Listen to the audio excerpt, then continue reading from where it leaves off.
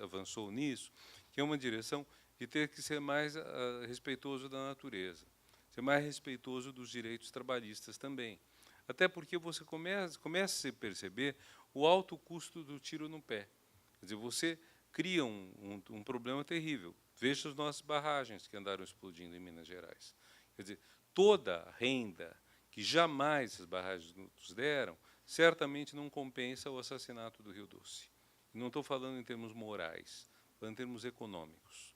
Em termos econômicos, o assassinato do Rio Doce, o assassinato do Paraupeba, talvez do São Francisco, dependendo de até onde for a água suja do Paraupeba, tudo isso é um desastre ecológico gigantesco. Esses são pontos, acho que a gente tem que frisar muito, e colocar muito em cena, para tentar ver se ilumina um pouco esse conservadorismo, mostrando como isso é complicado. O artigo do Antônio Góes, mostrando que você investindo na educação, você faz mais contra o crime do que com essas leis delirantes do nosso ministro, são artigos que precisam passar.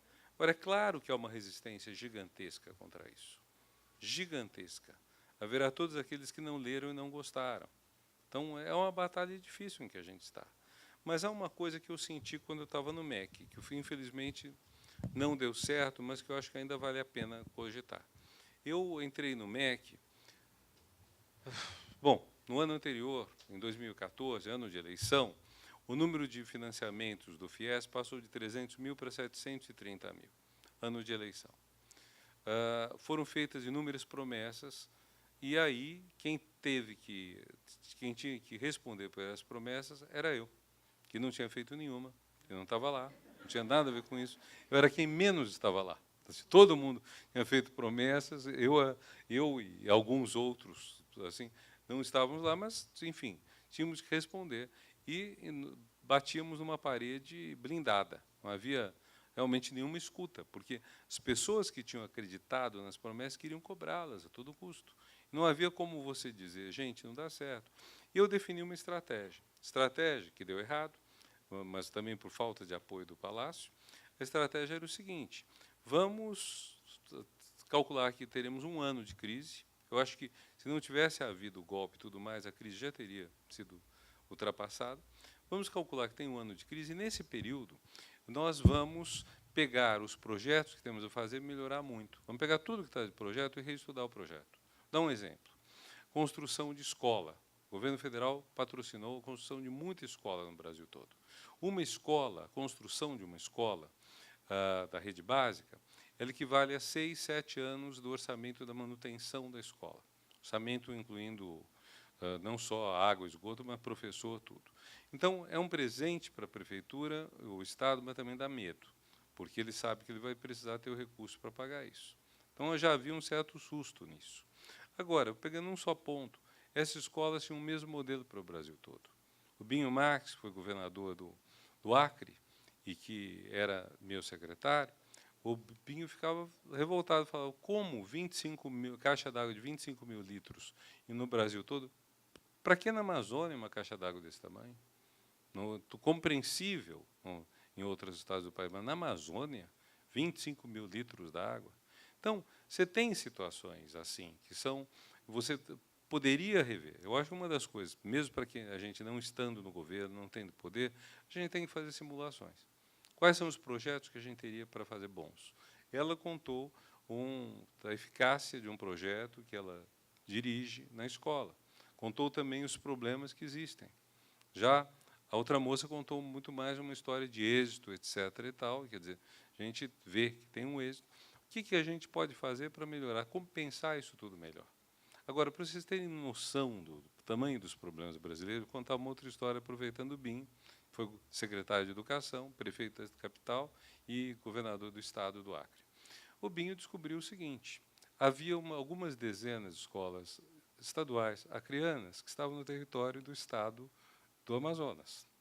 E havia algumas poucas escolas, algumas dezenas, e umas poucas escolas acreanas estavam no Peru. Então, gente, o problema é muito grande. Vocês imaginam, quer dizer, certamente foram construídos antes de ter GPS, agora um belo dia, e nem sei se nesses lugares havia algum tipo de de conexão com a internet que permitisse saber em que país está, mas eles descobriram que havia estados, escolas acreanas estavam fora do Acre e fora do Brasil até. Então, vocês vejam o problema que é esse país. Nós colhemos coisas que foram semeadas ao longo dos séculos, às vezes, aparentemente, por loucos. Sabe aquela frase do Shakespeare, uma história contada por um louco, sei lá o quê, uma coisa assim? Você fala, como é possível fazer isso? Quer dizer, tem desde a tese do Darcy Ribeiro, de que a educação ruim no Brasil não é um problema, é um projeto, que eu, sem lembrar dessa frase, transformei em... Eu pensei em uma coisa parecida, que é, cada vez que... Nós não temos que dizer que fracassou um projeto de inclusão, nós temos que dizer que, mais uma vez, teve sucesso o projeto brasileiro de exclusão, é um projeto. Nós temos isso tudo construído, mas nós temos também coisas que são simples, fruto de sabe-se lá o quê. De que terá levado alguém a construir escolas no país errado. Quer dizer, não é fabuloso? Eu até imagino, provavelmente havia brasileiros morando no Peru, sem saber que era Peru. E o governo do Acre construiu lá uma escola, sem saber que era Peru. Então, enfim, é um problema. Claro, você não vai deixar de atender as pessoas, mas hoje ficou um problemão. Será que o Peru gosta? Você não sabe. Será que o Peru adora? Que bom que nós não estamos tendo que gastar dinheiro com essa gente. Então, os problemas que a gente defronta, quando eu disse no começo dessa aula, que a coisa positiva é que nós estamos vendo o tamanho do problema.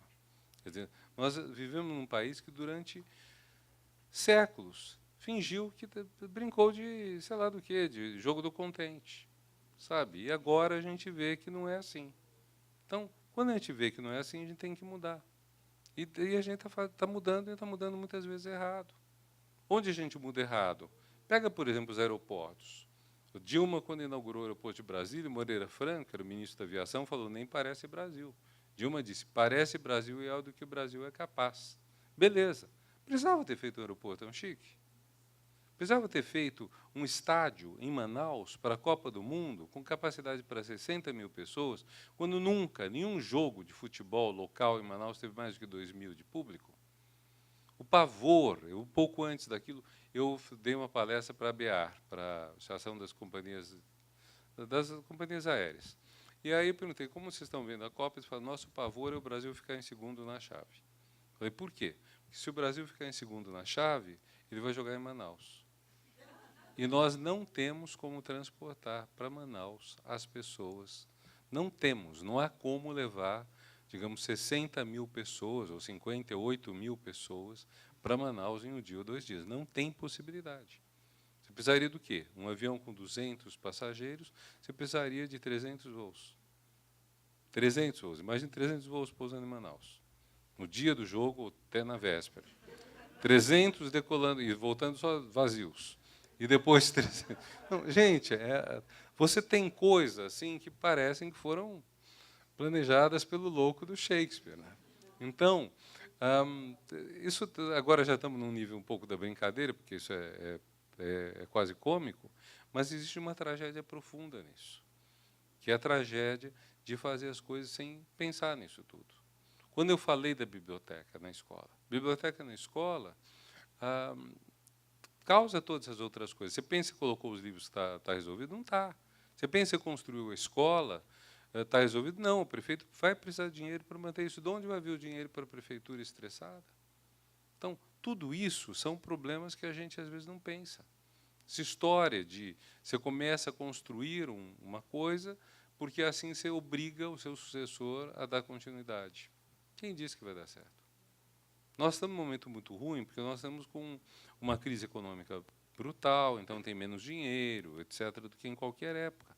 Mas o número de coisas que foram iniciadas, foram feitas de uma maneira leviana na história toda do Brasil não é pequeno. E aí, hoje o que a gente pode fazer? O que pode fazer, essencialmente, eu diria, temos que repensar tudo isso, planejar essas coisas e nos preparar para, quando melhorarem, a gente ter bons projetos. A minha ideia era essa. Quando a gente tivesse, o Brasil voltasse a prosperar, que a gente tivesse melhorado a base curricular, tivesse avançado a base curricular, tivesse melhorado os projetos de escolas, tivesse uma carreira de professores mais bem articulada. Porque tudo, vocês olham, gente, é um delírio. É um delírio. Veja, vocês, bom, estou avançando um pouco no tempo, mas acho que tem coisa que vale a pena. Por exemplo, você tem duas maneiras de conceber a carreira de professor na rede pública. Uma maneira é, você entra recebendo bem e sobe aos poucos. Então, o curso é atrativo, mas você não vai ter grandes promoções. Acho que, se não me engano, o Rio Grande do Sul, não lembro, o Rio Grande do Sul é o contrário, acho. Ou então você entra com um salário baixo e vai subindo. Então, cada um vai ter projeções sobre a Previdência Social muito diferentes. Mas, vamos dizer, o que não dá é para você entrar recebendo muito bem e ter promoções muito grandes. Quando agora o Maranhão está pagando 5.700 de mínimo de salário para professor, é uma grande sacada. Aparentemente, a melhor coisa é o seguinte, você oferece um salário de entrada muito bom, mas você não vai poder multiplicar isso por 2, até a aposentadoria.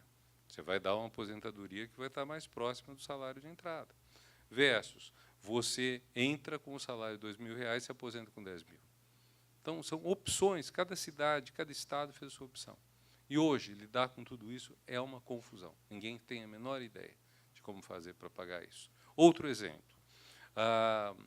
O Tarso, acho que foi o Tarso, ou o Fernando Haddad, fez votar o piso mínimo de professor no Brasil, que atualmente é 2 e pouco, 2.200, 2.400, que foi um avanço gigantesco, porque havia professor que recebia R$100. O Tarso ajudou a conceber isso, não sei se foi ele que fez votar, mas como governador do estado do Rio Grande, ele não pôde pagar isso, porque não tinha dinheiro para isso. Agora, aí surge um problema. O piso mínimo, moralmente, é o quê? É o mínimo que a pessoa ganha, a pessoa entra com isso. Acontece que há estados em que você tem o valor do salário do professor e tem várias gratificações, algumas das quais são automáticas, e ele começa a receber no primeiro dia. E aí eles entram na justiça, os sindicatos, dizendo o piso não pode incluir o resto vem a mais do piso, o que moralmente está errado, porque o objetivo não é esse.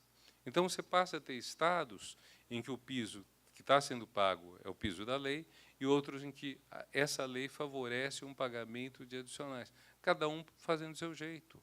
Fica uma confusão, e você não tem como lidar com isso. Então, esses problemas todos são gigantescos. E quando você coloca isso em escala brasileira, fica uma loucura. A gente pode ver, por exemplo, aquele dedo duro do primeiro delator do Petrolão, o Paulo Roberto da Costa. Ele devolveu R$100 milhões. É bastante dinheiro, né? Agora, o Brasil paga, se não me engano, para 50 milhões de crianças, merenda. A União, isso é uma responsabilidade do município e do Estado, não é da União. A União entrou no assunto porque ela quis dar um apoio. Não é, então, o que a União dá é complemento, não é tudo. Só que o complemento da União era 30 centavos, e acho que 30 centavos continua sendo. 30 centavos é quase nada. 50 milhões vezes 30 centavos dá 15 milhões de reais por dia. Paulo Roberto da Costa, 100 milhões é uma semana de merenda escolar. É nada. Entendeu? 100 milhões é nada. Se quiser dar uma merenda escolar, se quiser que a União melhore isso, passe para R$1, R$2, você tem que saltar para uma fortuna. Quando o Brasil está numa crise econômica, como aqui está desde 2014, 2015, tudo isso não tem muito como fazer. E como você pensa tudo isso? Tem que pensar. Sabe? E são coisas que ficam meio abandonadas. Agora, o que nós temos é o seguinte, qual é o nosso trunfo, a nossa arma? Nós somos pessoas que estamos acostumadas a pensar.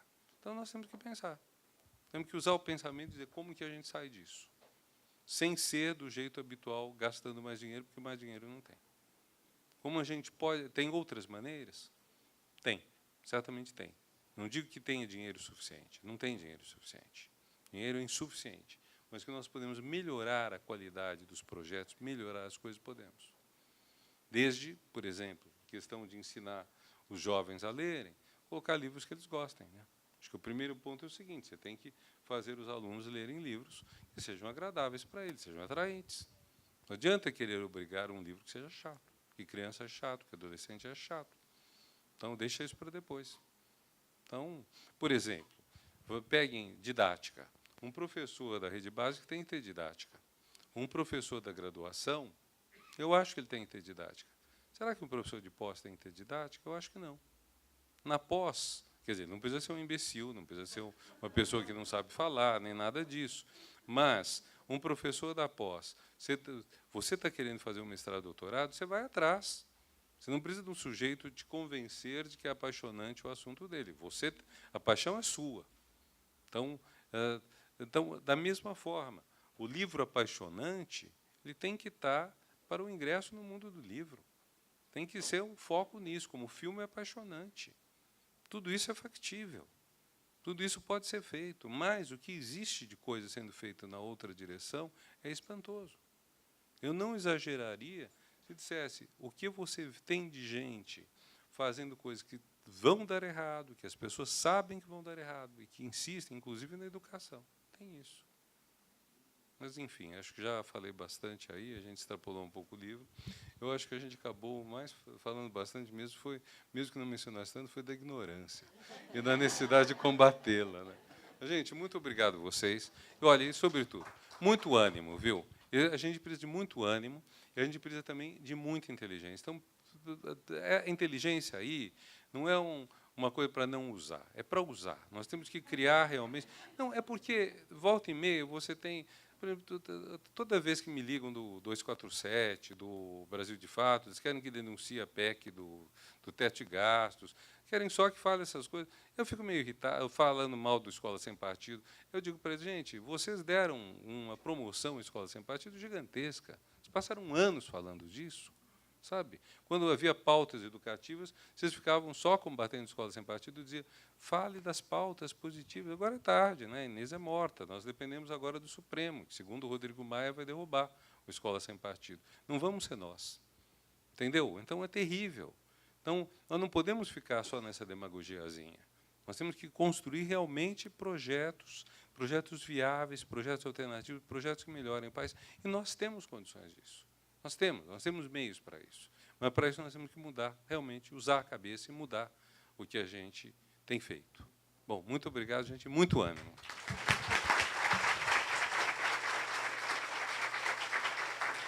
Professor, mais uma vez,